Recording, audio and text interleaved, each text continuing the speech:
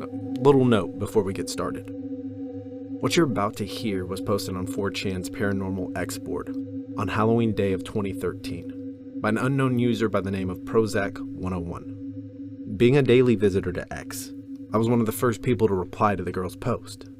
And I think it's best that I tell you now that I was pretty creeped out by what I had read. Probably the most I had been in a long time. It's kind of hard for me to explain the strange feelings I got, but there was something quite different about her story, due to the fact that I couldn't stop thinking about it days after it had first been posted on the board. Just to make everything clear, I am not entirely the original author of this piece, just merely an anonymous editor that felt that it was his duty to share Prozac 101's story even further with the world. Hear for yourself. When I was a child, it was just me and my mother. We lived in a property owned by my grandma, a 3-story old farmhouse right at the fringe of the woods. It was far off the road, down a long, unlit gravel driveway. It felt very isolated at night, being so distant from any other houses, set in an area that hadn't been inhabited for 30 years before we started living in it. Quite often, I was a fairly rambunctious child, so while my mom went off to work, I would occasionally skip the morning bus to school and stay home alone all day. The big house had a habit of feeling incredibly lonely and sparse, so I spent most of my time playing in the forest expanse out back. Some distance into the woods, far enough that I couldn't hear my mother when she called, there was a toppled pine tree which had crashed into another. An even larger trunk on its way down was now frozen there, forming a long arc over the forest floor. I loved to climb up the jagged stump at the base of this fallen tree and then steady myself to a point just above the middle. I was never able to make it all the way to the top because it just got too steep for me to continue any further, and I had a bad habit of freaking out from how high up I was. One day I was sitting in my usual spot on the fallen tree, which was a good distance from the ground, just listening to the birds singing and simultaneously feeling the warmth of the sun on my neck, when I heard something strange from underneath that paralyzed me in shock. "Hey, kid."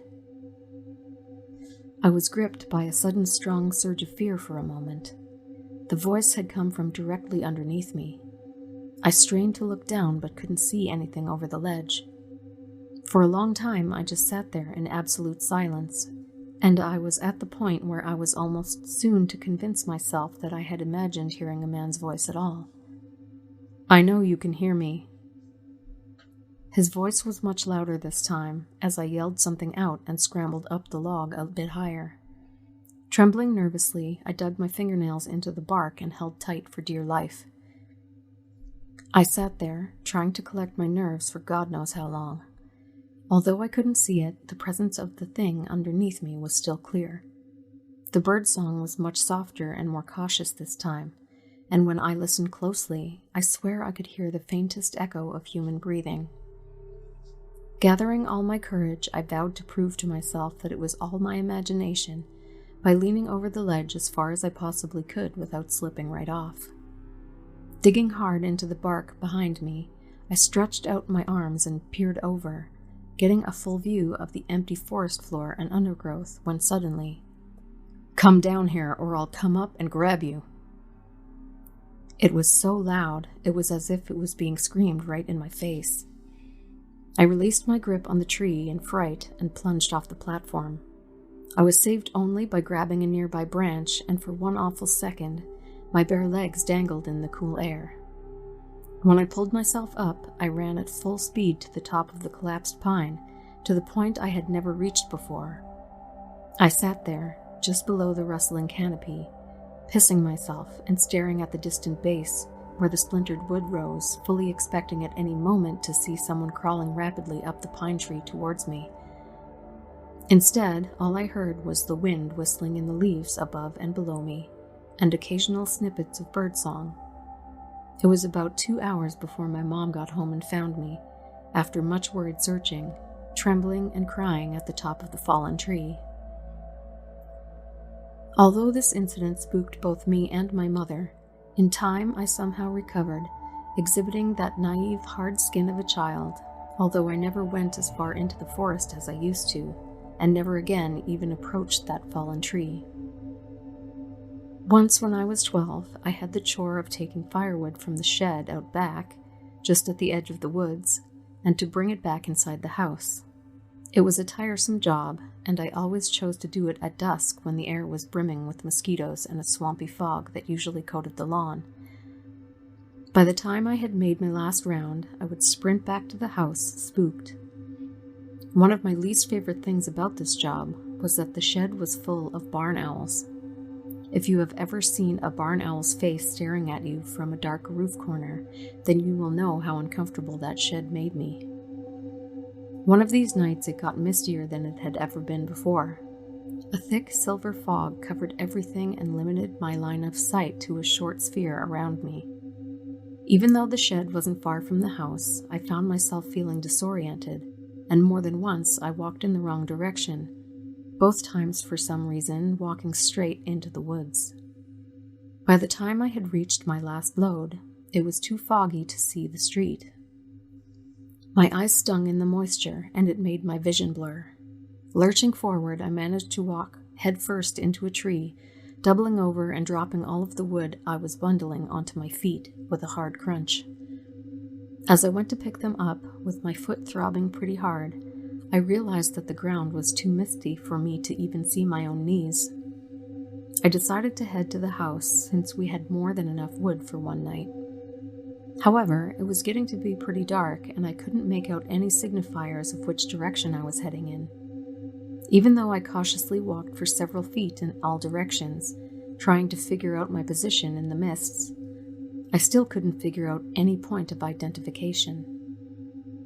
I couldn't even locate the fence or the gate, and the more I walked, the more I seemed to stumble into trees, pine needles and mud crunching under my feet instead of dew-covered lawn. After a while, I finally realized that I couldn't even find the shed anymore.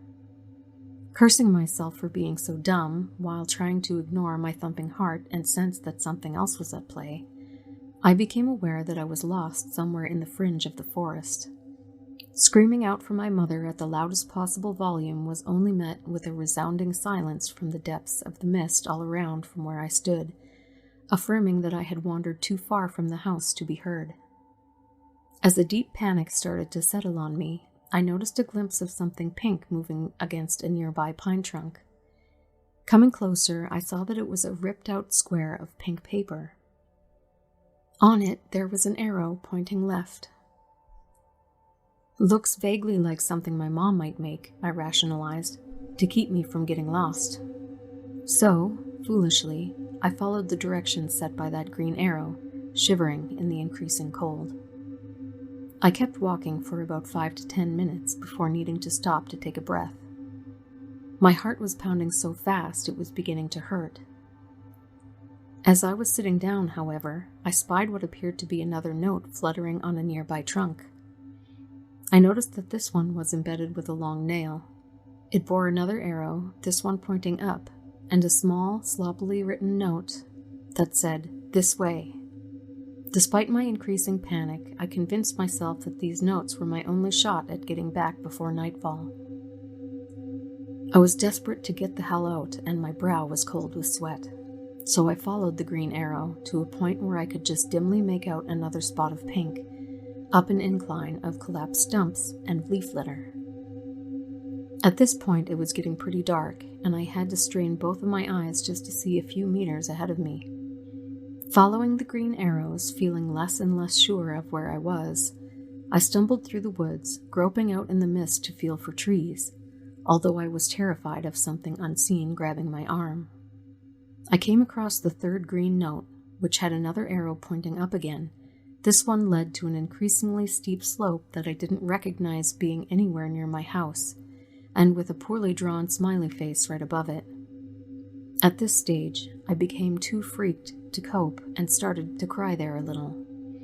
As I slumped against the pine stump, the possibility that I would be out in those woods all night was beginning to sink in, like a syringe being driven into the veins within my arm. I caught a glimpse of another pink square in the near distance. Squinting hard, unnerved by these notes, all of which looked fresh and without sign of decay despite previous week's non-stop rain, I read it from afar. What I read made my blood turn cold. I stood to my knees, dead silently, wobbling on them in fear. My ears were sensitive to any tiny prickle of noise in the mist.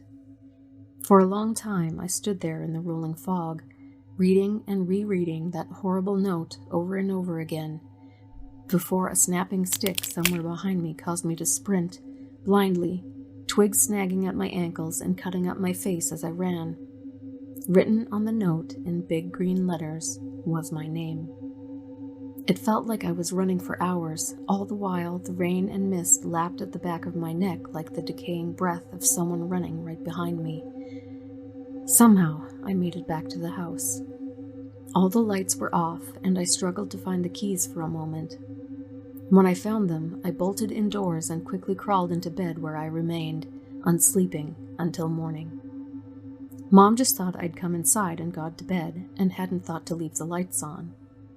It was a miracle, aka some freakish coincidence, that I even found the house at all. The final incident at that damn house was witnessed only by my mother. Up until then, she had never experienced any of the strange things as I had, although we mutually shared the peculiar, oppressive quality that the house's interior had on us, and its placement in the dreary, imposing woods. Although I was obviously never a popular kid, by living way out in the country in the opposite direction from everyone else at my school, I did make some tight friends in my first year of high school. One of these friends, Amanda was her name, invited me over one night and I accepted. My mother drove me out to the place, which was about 3 miles away, then drove back home. The night went well. We watched a horror movie, suitably, devoured some pizza, and probably smoked a little pot. My mother went home alone, where she intended to get some writing done. She worked for a magazine at that point. It was about midnight when I received an off-putting text from Mom in all caps. "Is this a prank? I need to know immediately." Thinking it was some kind of joke, I texted back, "Calm yourself. Is what a prank?" Almost immediately, the response, "Are you at the house?" Of course I responded no, though I was thoroughly weirded out. I didn't receive another message until around 3 a.m., when she told me to go to my grandma's house in the morning, and to not, by any means, dare go home.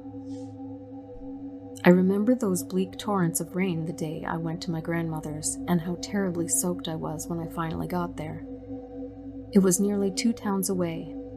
I'd had to fight the temptation to go home and drop off my bags, but Mom's disturbing messages from last night were enough of a warning not to do so. When I arrived, Mom and Grandma were having lunch. At first, my mother seemed to be in some sort of a composed state, but when I got a better look at her, I noticed that all of the color had drained from her face and she was slightly trembling. At one point, she even sent a small glass crashing to the floor after flinching at the cat brushing around her ankles. It wasn't until later that night, when my grandma was sound asleep, that she told me what happened. She went further as to forbid me from telling old Grandma, out of fear that it would horrify her superstitious soul too much. This was what happened the night when I was at Amanda's, as she described in lurid detail. My mother was sitting on the first story in the living room, where she sat on the couch by the fire, curtains open to the view of the sunset on the canopy, going over her latest draft. At first it was so faint that she barely noticed it, but after a while my mother became aware of, and vaguely irritated by, tiny thumping noises near her head at the window. When she went over to investigate, she saw fat brown moths of the kind we often got at that place, buzzing madly into the glass. Reasoning that this was the cause of the sound, she returned to her work, however feeling rattled in some way. It was when the noises started to get sharper and louder that she paid more attention, and saw that the rocks were being thrown at the window from the total blackness of the forest edge. She saw them appear from the shadows of the bush, and then fall in an arc and bounce off the window. Looking carefully, she could see small cracks from where some heavy ones had hit, right beside where her head had been moments before. Temporarily captivated, she tried to peer into the darkness to make out where the rocks were being thrown from. Then, with a startled shock, she jumped back from the window as she saw me standing half behind a tree right near the window, grinning wide and staring at her, my one visible eye stretched wide open, showing all the white. She barely stifled a scream seeing her own daughter standing there, just staring and smiling. Not only did the figure not move or blink, it was standing by one of the nearest pines, far from where the rocks were shooting up out of the bush, as they continued to do so in a loud downpour. My face unceasingly continued to press out at her, smiling. Thinking that this was some kind of sick prank, hence the later text, my mother shouted my name at the top of her lungs, frightened to the core. However, instead of responding, the mouth of the thing that looked like me, behind the tree, just started moving as if it were mouthing silent words really, really fast. Suddenly, it turned its head to the side and seemed to be talking to someone else behind the tree, my mom said, who couldn't be seen. But she could see a formless black shape hanging against the other side of the tree. The girl that looked like me kept staring at my mother and doing this silent speed-talking thing, then turning and whispering to the thing next to her. Then she would turn back and start up again. Then, breaking the monotonous spell, she suddenly pointed straight at my mother and started laughing.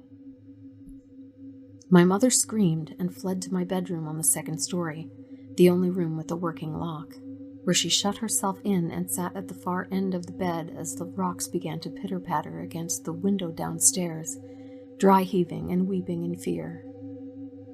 In my room, my mother said she did not feel safe. There was an awful smell and a weird humming noise in the walls, as she described. She tried to pray for a time before giving up and just listening to the rocks pelt the walls and windows. Somewhere in the kitchen, she caught the distinct, vibrant sound of a window actually smashing, and the weird, continuous humming. Listening more carefully, she could identify it as the softest hint of a mumbling voice.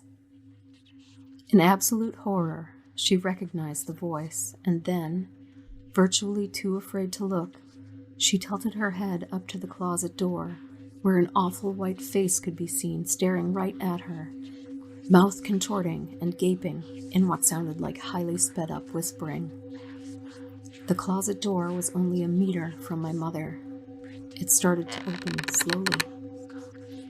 In an unimaginable explosion of terror, she immediately bolted to the door, only to fumble with the lock as bigger and bigger rocks came crashing through the window, which burst apart in a spray of glass shards, before finally getting out, running out of the house, completely keeping her eyes off the woods, getting into her car and driving off.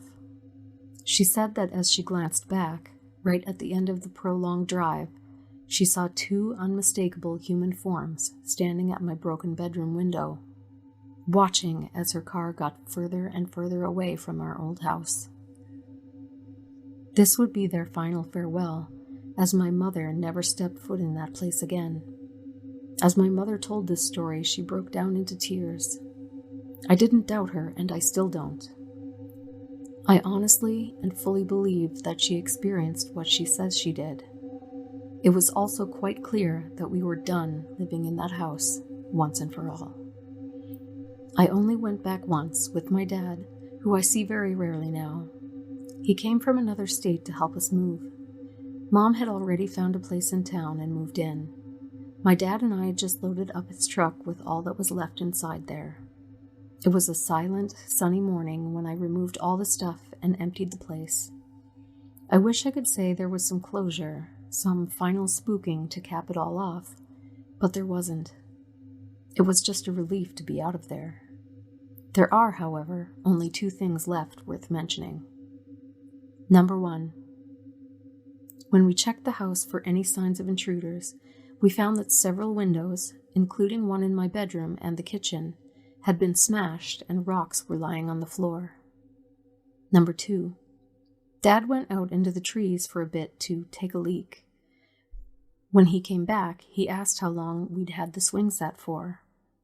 Needless to say, we'd never had a swing set, so I was fairly unsettled to discover that in the weeks since we'd been gone, someone had assembled a rope swing set from one of the highest branches of the old pine over the ridge, against which was the fallen log I'd stopped climbing many years ago. It was obviously new rope and a nicely polished, sanded-down wooden seat at the base. Dad, wanting to keep my mind from recent events, he doubted the affair and thought my mother was mentally unstable, said that a neighbor probably set it up, not realizing it was on our property.